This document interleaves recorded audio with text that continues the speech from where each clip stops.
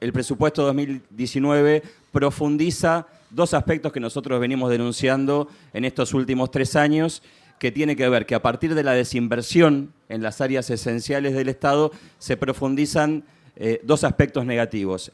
El primero es la incapacidad del Estado para dar respuesta a la garantía de derechos de los sectores más vulnerables, que es nuestra función principal, y el segundo es un proceso de creciente precarización de nuestras condiciones de empleo. Es decir, que garantizamos menos derechos y nosotros trabajamos peor y nos enfermamos más.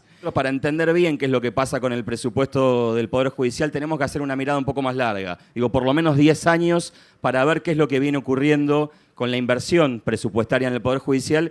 Y nosotros venimos analizando que vienen pasando 2 o 3 cosas que son esenciales. Primero, una creciente desinversión.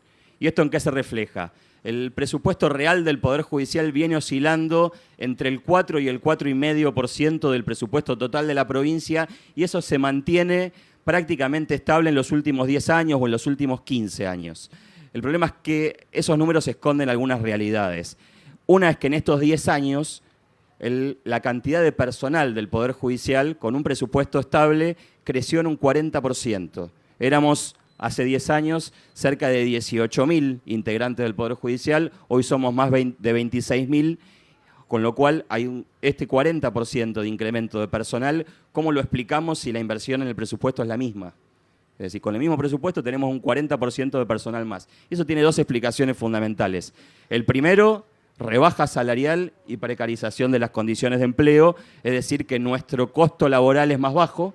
Y el segundo es una progresiva desinversión en las áreas no salariales del Poder Judicial, que tiene que ver con inversión en infraestructura y con inversión en un montón de programas que el Poder Judicial garantiza en este sistema de protección de derechos, que si con el mismo presupuesto incrementaste personal, tenés que desinvertir en otras áreas. Otro proceso que nosotros venimos identificando en la inversión es un giro en la dirección. Ya no hablamos solamente de números, sino hablamos en dónde se invierte en el Poder Judicial. Y ahí lo que venimos detectando es que hay un crecimiento progresivo y muy marcado en la inversión en la faz punitiva del Poder Judicial, en desmedro de la parte del Poder Judicial que garantiza derechos. En estos últimos 20 años, ahí hacemos una mirada un poquito más larga, lo que venimos detectando es que hay un gran crecimiento del Ministerio Público. Hace 18, 19 años representaba el 35% en comparación al área de Administración de Justicia,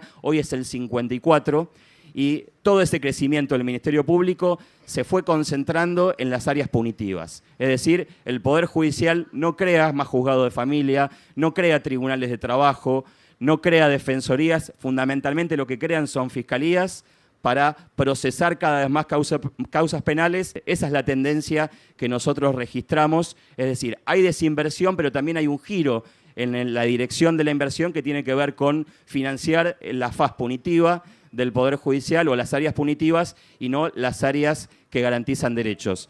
Hará 10 días se sancionó en la provincia de Buenos Aires una reforma del procedimiento laboral.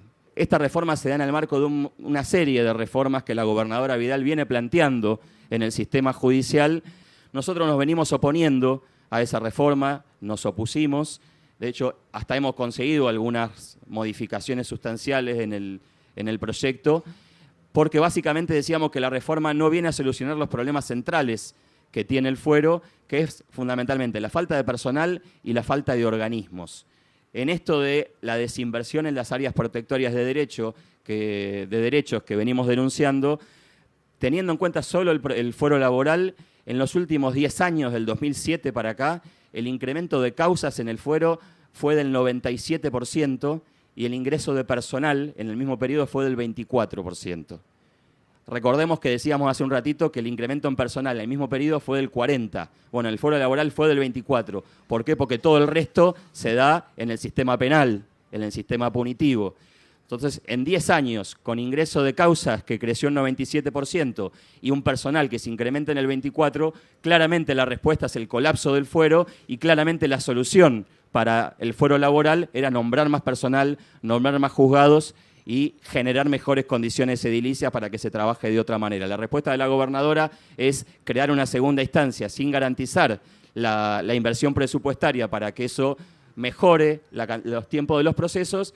Y acá hay una cuestión central de a quién le conviene que los procesos laborales duran más o duren menos. Por eso nosotros decimos, no hay casualidades en los proyectos de reforma, hay definiciones ideológicas y por supuesto como trabajadores y trabajadoras, como cada uno de ustedes viene sosteniendo, tenemos que dar un debate profundo para hacia dónde tienen que apuntar esas reformas en el Estado y por supuesto tenemos que dar un debate profundo de cuáles son los objetivos ocultos de este presupuesto y cuál es la alternativa que construimos nosotros como trabajadores y trabajadoras. Muchas gracias.